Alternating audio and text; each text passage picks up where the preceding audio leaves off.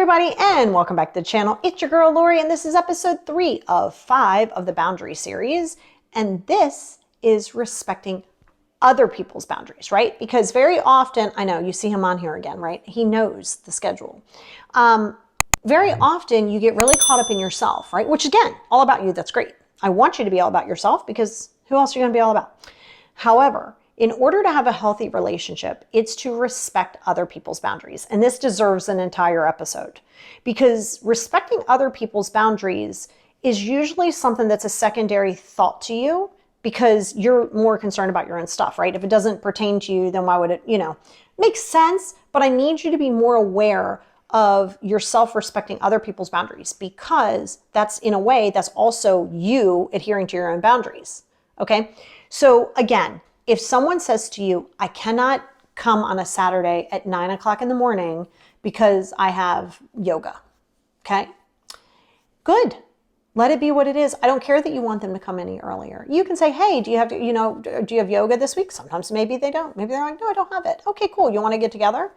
But then again, if you know that someone has yoga, why would you try to schedule something? Even, if it's like a vacation thing, fine, whatever. But why would you try to schedule coffee on that day knowing that that person has yoga just because you don't have anything in that time slot? This is where that ego and entitlement may come into play when you're not respecting their boundaries, right? So if and let me tell you, to communicate your boundary is ideal. And you sometimes have to reiterate it. Right? So they may have to reiterate that with you. Come on. I know you were grabbing at me. There you go, baby. There you go. Ow, you've got nails. So you have to reiterate your boundaries sometimes. So if someone says to you, hey, I don't do anything on Saturday at 9. Okay. And they've had to reiterate that one more time to you, which sometimes they'll have to. Just be like, oh, okay. This doesn't mean that they're feeling some kind of way or they're just going through something. And then next week or next month, you can say, hey, are you doing anything on Saturday? You know what they're doing on Saturday. Why even bother? And if someone says to you, hey, I don't pick up the phone and call people, then okay, you can accept it or not. And none of this means that you have to accept that and that's your life. It just means you have to accept that that's their boundaries. And if you don't like it, you got to be able to move forward.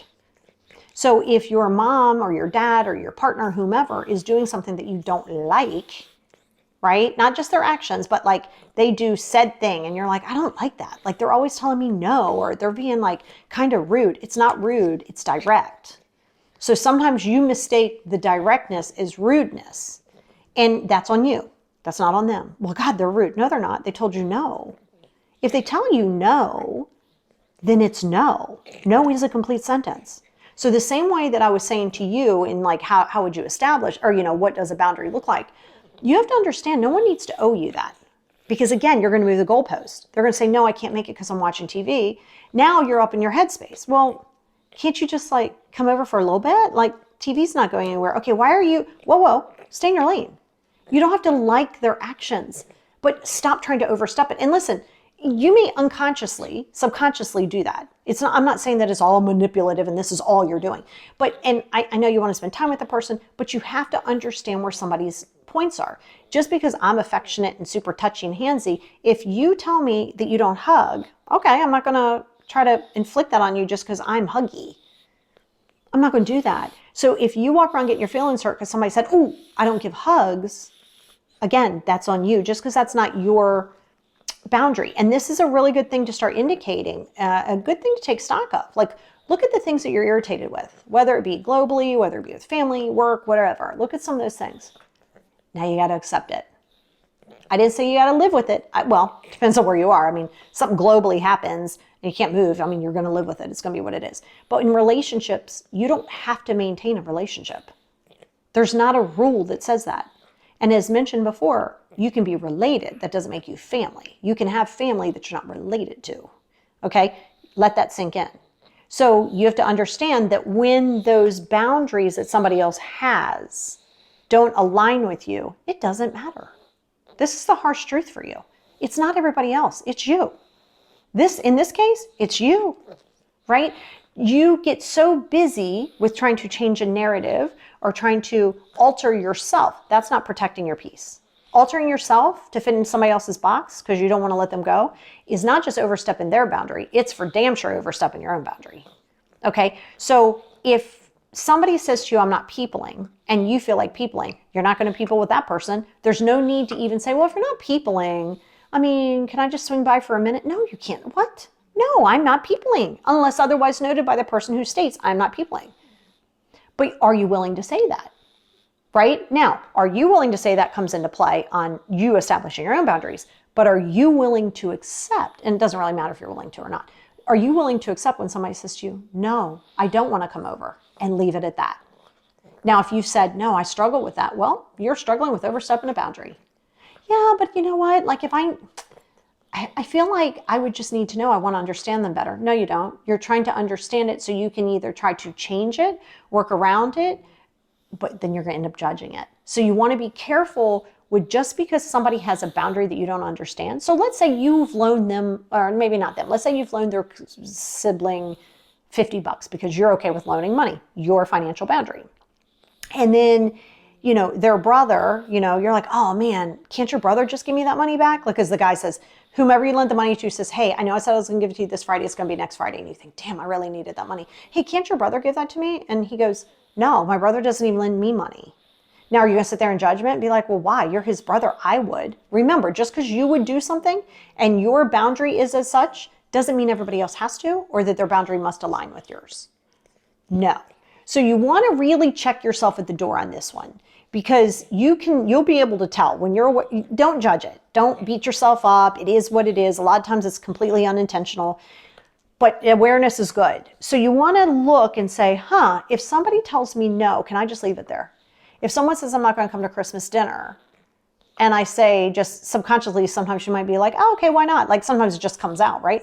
And they say, because I'm not. That's enough. That's enough. Don't push. Now you're going to overstep their boundary, right? And I've seen people say this a lot. Like sometimes at work, they're like, God, I take on all this work. Well, what about said person? Oh, they leave right at 5 o'clock because that's their timeline. That's their boundary on timeline. Yeah, but then they're not, okay, now we're judging. I just told you that's their boundary. If their boundary is I'm out at 5 o'clock and you can't tolerate that, then you want to start looking and saying, hey, what if this is super problematic, either I need to start establishing my timeline better and say I'm out at 5 o'clock as well. Whatever gets done, gets done. You know, I mean, barring it like being an emergency situation at work, but like not everything's an emergency. So you have to understand that if you don't like it, then you can say, okay, well, I might have to look elsewhere for a job. But then you're just constantly running, looking for something that suits your narrative. And welcome to the real world. It doesn't happen that way. So I want you to be aware that while you're establishing your boundaries and getting to know exactly who you are, other people, whether they have established their boundaries or they're establishing their boundaries, they're doing so from where they are in that space. From where they are in that space. So I want you to be careful. The next time somebody says no, don't push it. If someone says, you know, hey, I can't make it, leave it as it is. Okay, rain check. That's fine. You know, it's the same thing with you. If you can't make it, you just go, cool, no problem, rain check, man. How's next Tuesday at 4? Right? Because you don't want to totally just disconnect unless it's behavior that continues. And if you're constantly the one that's like, well, I don't understand why they don't just call me when they get home, maybe that's not their thing. And if you say, hey, is it okay if I call you? And they go, no, not till 6. Okay, they literally just communicated to you their boundary. No, I don't want calls till 6 o'clock. Now, if you get your feelings hurt because at 5:30, they're like, what? First of all, I wouldn't answer. But if they answered, they'd be like, what? And then you're like, oh, you're so angry. Yeah, you shouldn't have called at 5:30. So this is where your introspective work on protecting your peace is beautiful. But most of protecting your peace is respecting that every individual human being needs something different. It could be similar, right? You could be similar. You could be like, oh, I don't like to people either on certain days. Okay, but my decompression might look vastly different than your decompression. It doesn't make it right. It doesn't make it wrong. So I want you to start asking yourself, really, now this is a call to action here. Where do you fall short? Not to judge it, but to be aware. Where do you fall short in respecting other people's boundaries? This is an important one for you. Don't be like, oh, I respect everybody's boundaries. Listen, you can respect them by just being like, okay, whatever. And now you're walking around with a tude, like you got a complete attitude and you're short and everything. You're not respecting their boundaries. You're trying to get them to pay for whatever their boundaries are.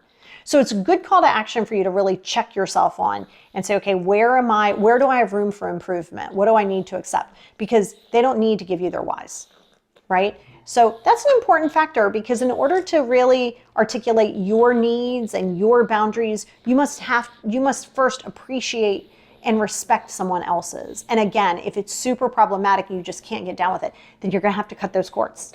You're going to have radical acceptance on this and let it be exactly what it is. So that's the spiel on you accepting other people's boundaries.